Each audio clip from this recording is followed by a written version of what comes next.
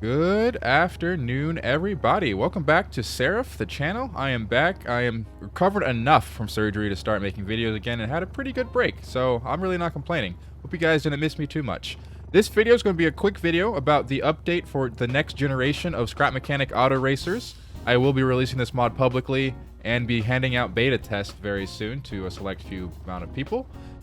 Quick update is first, I am reusing the designs of JJPlay's cars, except I will be condensing them into a less laggy form so that we don't have as many lag spikes when we have like 5 or 6 of them all around at the same time. Second update is the track building. I am going to go into that very shortly, but as you can see here, I have a pretty much normal sort of curved track that I will be using, but we can use anything for the walls, and I will go into that process and ask for you guys' help in the future. Next, as you can tell, these are actually at the slowest speeds. They look like they're going fast, correct? But they are actually, these are actually calibrated to be the slowest so far. So, and by slowest, I mean their top speed is just as fast as the survival engine. That's what I mean. I forgot about that. So we will be, I guess, discussing more of that in the future. I probably won't have it in this video, but I still have a lot of features to work on. But we are making a lot of good progress when it comes to these cars and their functionality, along with, you know, track and stuff like that. So no complaints here, just a little bit of an update. All right, we are here in the tile editor for Scrap Mechanic. This is an extra large tile, and I'm going to show you guys how the, I guess, track generation works. It's a little bit more involved, but it's pretty easy to do and has a lot more fun results than just using the square tracks. With the broken survival assets, the only thing that I can use so far are racetracks and man-made assets like these.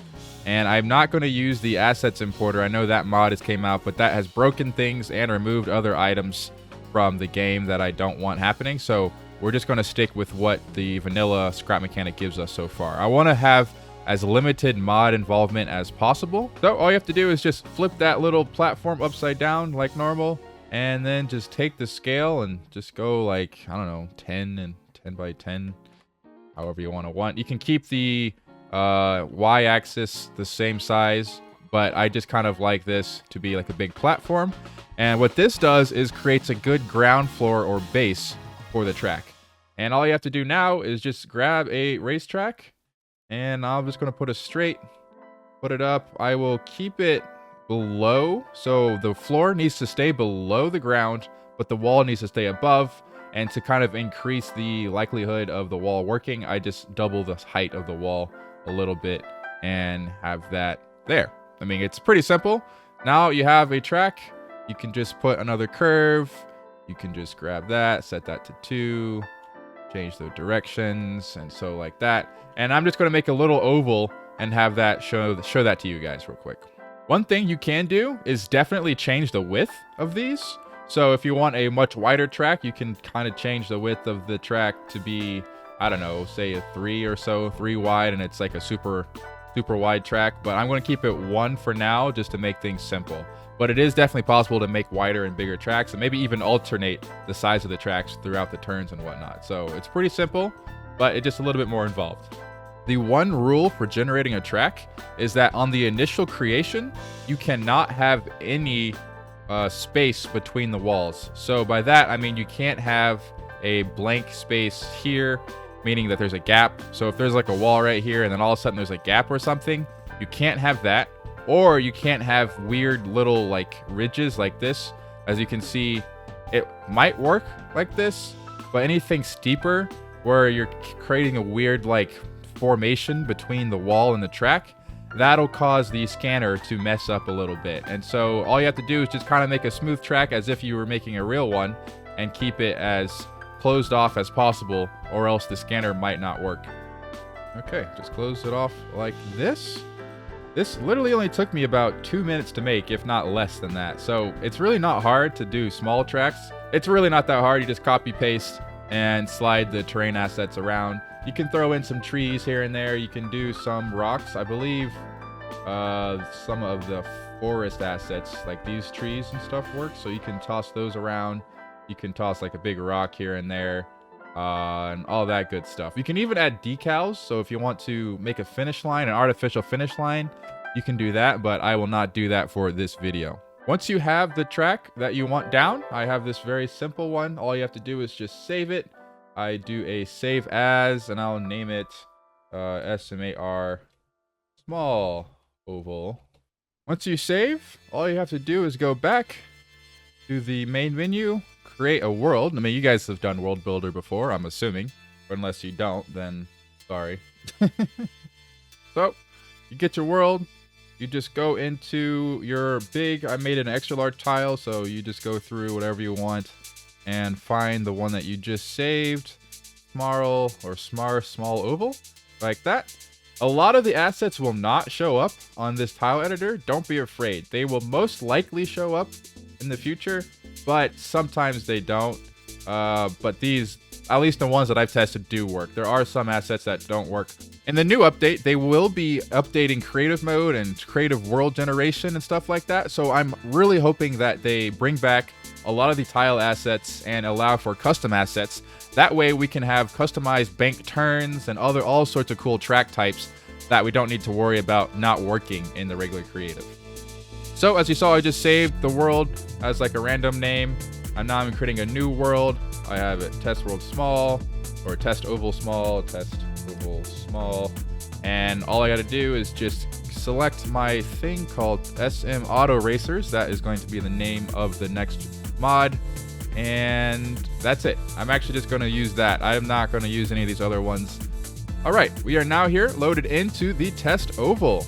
Now the fun begins. So as you can see, we have some relatively high walls and a nice oval track. The rock is there, so that's good. At least that asset works. That's good. We're going to pretend that this right here is the finish line. I didn't mark it off manually, but let's just pretend cut off between the straight and this turn are marked the finish line. So let's put a block right around here. All you have to do with the mod is load in the Smart track generator. It's going to be this white block with the, or light logic gate with an arrow on it, kind of pointing which direction. So what that means is you point the arrow in whichever direction it's... It looks weird. I might need to put this arrow up on top so it's actually facing the proper way. But whatever the surface is facing, that's the direction the track is going to scan. So the track will start scanning this way all the way around. So what I do next is just jump on top of it. You have to make sure that you're not on the track or else it might scan you on accident. But that's rarely happened to me at all. So I just press E. It freezes a little bit, does its calculations, and saves. So, as you can see here, it just generated a node, chain, if you will, of nodes. Let's just take this car right here and hop in and kind of follow it around. So it's really simple. Since this is a really small track, it didn't have to do too many weird calculations and adjustment. And this right here is sort of the racing line that the car is suggested to follow. There are definitely better racing lines, and I'm working on new algorithms to calculate that, because you could easily like have the car come out here and then turn in, but then have to slow down a little bit more, maybe come out wide and then speed its way out wide here like that. So I'm working on stuff like that, but right now this is what the car will see and use when it wants to race. But yeah, overall, that is how the node and track scanning works. I mean, I didn't really tell you how it works. What the track scanner does, completely forgot to mention that, is it just looks left, looks right, finds the midpoint, which is right around here, and then goes a step forward, looks left, looks right, finds the midpoint, and goes all the way around. So essentially what it does is use the walls as guides, which makes sense. I mean, that's all it's got to do using raycasts. And then it does another optimization feature to kind of cut the corners a little bit. I set it to be further off from the wall than closer in case we have problems, but we can make this go as close to this wall as we want. So that's why I was saying you can't have any gaps, or else if it looks left and sees a gap, it'll just zoom all the way over to the left, thinking that the middle of the track is somewhere over there because there's a gap there. And sometimes, yeah, things can break. The next part of Smart will be the car creation. What I'm going to do is grab the Mercedes by JJPlay and pull that in. This is a great little F1 car that he made. It looks good. It's in the workshop. Check it out. What I'm going to do is convert this to an auto racer. So all you need to do is go into the mod parts, grab the driver, and grab the engine and place it on the car. For the driver, the only thing that's necessary is doing kind of similar to the track scanner, is have the face. I mean, there's not a lot of room here, so I'm gonna, you know what? Sorry, JJ, I'm destroying your car for this. But what you need to do is have the face of the car, or the face of the driver, forward. I mean, by that I mean this little piece right here, you can't see it, that has a little steering wheel on it. It needs to be facing forward so that it knows which direction the car needs to move forward. And so that's why I deleted that, so you can actually see what it looks like. This can go anywhere in the car. We can hide that underneath. That's probably what I should have done, but just for the sake of, you know, time, that's fine. Next, you take the engine block and you take this and you place that anywhere on the car, and it doesn't matter which way it's facing, only the driver needs to be facing forward. Then you just connect the two, and boom, you have the driver connected to the engine. Next is going to be disconnecting the current engines of any car. So if you find a car that you like on the workshop, you have to, I guess, dismantle the internals already, because, you know, you're going to need to have your own AI connected to it.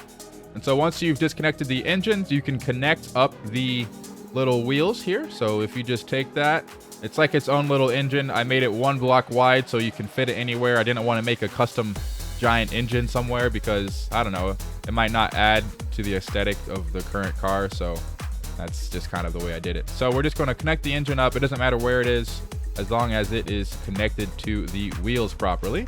Next is going to be steering. Of course, you're going to want to disconnect these steering wheels first. So I believe this was looking like that and rotated that way. And let's just do that for the rest of these cars as well.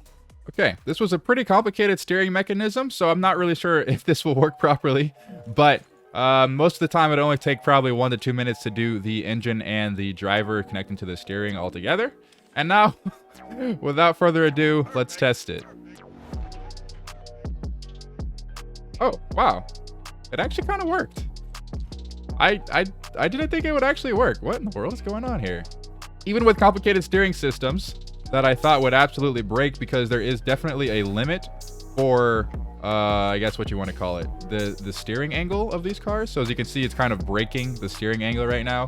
And I'm working on setting a limit to the steering, because this car doesn't have a tight steering radius, I believe, because, you know, F1 cars, they should be going at super speed and not worrying about that kind of stuff. But overall, this is how you do it. I just showed you how to do it with a very complicated steering system, but I'm going to pull in and import a car that has a more simple one and a little bit easier to maneuver. But I just wanted to show off the proof of concept that all you need to do is just connect the steering wheel and the driver engine, whatever you want to call it, and the car will automatically follow the nodes. Okay, here is an example of what one of the official Racing League cars will look like. It's really simple, and it's definitely copied from JJPlay's design a little bit in the front and back. But we needed to have as little complication on the sides and the top as possible.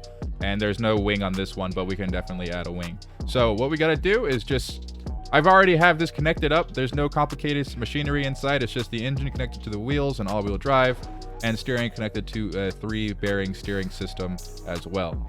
So all you gotta do is just, you know, put it down and let it ride. If we turn it on, we have to have it on. I am working on an on and off switch still. It's not going to be hard, but it's you know, I'm taking my time. I don't want to mess this up. I have a lot of fun programming to do ahead of me. But yeah, so this is how it works. And now that you have a working car and track system kind of going around, it is kind of cutting the corners a little bit tight. I might need to adjust the way it works with that. Now that you have that, what you can do is go back into the tile editor, edit this exact tile, and reduce these walls or eliminate them or put whatever else you want, because each world, when you scan the track onto it, it saves the track into the world. You don't need to scan it again. It's pretty much, you can delete this and do whatever. The lines will go away. Overall, the track will stay saved onto the world. So if you load in any car, it'll automatically start following around the saved track. So if you edit this tile piece, it will also update this world tile or terrain piece to remove the walls or do whatever you want to it. So be careful, but it works. That's what you saw in that earlier in the video. So that's kind of what I did. But yeah, Gen 7 is coming along. Gen 7 is coming along quite nicely. I have a lot of adjustments to make, but I am not complaining. Yeah, so it's cutting the corner way too tight. We're going to have to adjust that.